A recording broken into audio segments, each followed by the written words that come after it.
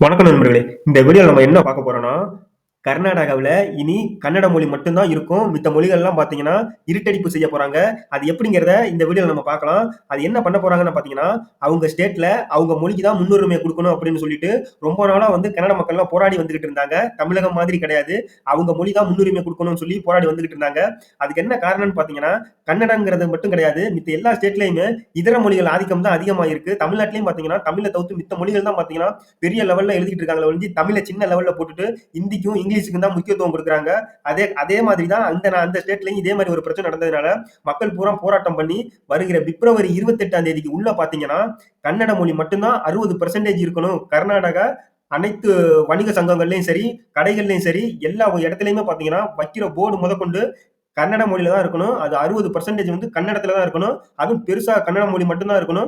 சின்னதா பார்த்தீங்கன்னா, இதர மொழிகள 40% போட்டுக்கலாம் அப்படின்னு ஒரு சட்டத்தை நிறைவேத்திட்டாங்க. தமிழகத்துல பார்த்தீங்கன்னா, தமிழ தவிர்த்து மித்த மொழிகளோட ஆதிக்கம் வந்து பார்த்தீங்கன்னா, நாளுக்கு நாள் அதிகரிச்சுக்கிட்டே இருக்கு. இதுக்காக அரசு வந்து பார்த்தீங்கன்னா, எந்த ஒரு நடவடிக்கையும் எடுக்கிறது கிடையாது. இதுக்கு முன்னாடி இருந்த அதிமுக அரசும் சரி, திமுக அரசும் சரி, நாங்க தமிழுக்காக உழைக்கிறோம், போராடுறோம்னு சொல்றாங்களே தவிர்த்து சொல்லுல இருக்கிறத தவிர்த்து செயல்ல எந்த ஒரு செயல்பாடுமே கிடையாது. பிற மொழி ஆதிக்கம் தான் நாளுக்கு நாள் அதிகரிச்சே போய்க்கிட்டு இருக்கு. வரும் காலங்கள்ல கர்நாடகால நடந்த அதே நிலை தமிழகத்திலும் வருமா அப்படிங்கிற ஒரு எதிர்பார்ப்புடன் தமிழக மக்கள் இன்னைக்கு இருக்காங்க. கர்நாடகால பாத்தீங்கன்னா, பிப்ரவரி 28க்கு அப்புறம் இந்த சட்டம் வந்து அமலுக்கு வந்துரும். ஒருவேளை இந்த சட்டத்தை நடைமுறைப்படுத்தாத கடைகளோட உரிமத்தை ரத்து பண்ற அளவுக்கு அவங்க சட்டத்தை கடுமையா கொண்டு வர்றாங்க. வட மாநிலங்கள்ல, பள்ளிக்கூடங்கள்ல குழந்தைகள ஜெய் ஸ்ரீராம் கோஷம் போட சொல்லி வற்புறுத்துறதா ஒரு குற்றச்சாட்டு எழுந்துள்ளது. அது எப்படி பண்றாங்கன்னு பாத்தீங்கன்னா, பள்ளி வருகை பதிவேடு எடுக்கும்போது, அவர்கள் பேர அறிவிக்கும்போது ஒருத்தரும் ஜெய் ஸ்ரீராம்ன்னு சொல்ல சொல்லி கட்டாயப்படுத்துறாங்க அப்படின்னு ஒரு குற்றச்சாட்டு எழுந்துள்ளது.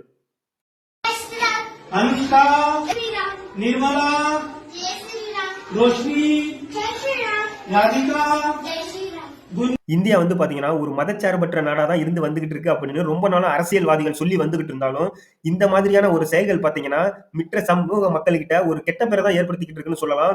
ஏன்னா ஒரு சமூகத்தை மட்டும் இந்த மாதிரி பேச வச்சு வேடிக்கை பார்க்கறதுங்கிறது ஒரு முட்டாள்தனமான உதாரணமா இருந்து வந்துகிட்டு இருக்கு இந்த மாதிரியான செயல்கள்.